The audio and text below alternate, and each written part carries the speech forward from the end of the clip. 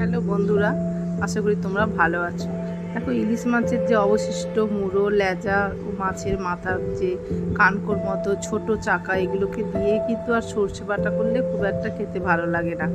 এগুলো যদি আমরা একটু টক করে খাই তো খুবই ভালো লাগবে। ওই জন্য ওই অবশিষ্ট মাছটাকে আমি একটু টক করলাম। কি দিয়ে টক করছি দেখো।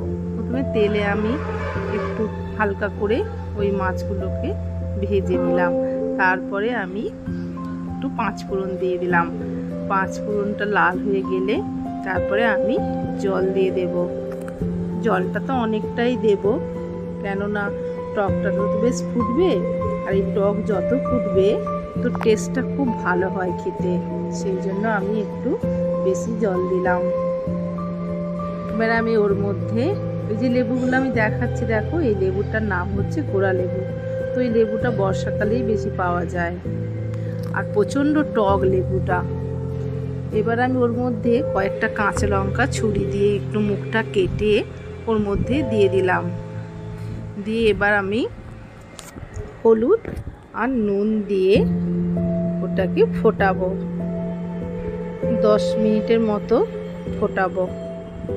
তো ফুটিয়ে আমি এবার ফোটানোর জন্য গ্যাসের আঁচটা বলে দিই, একটু সিমে করে, তারপর একটু জোর দিয়ে তারপরে একটু সিমে করে দেব।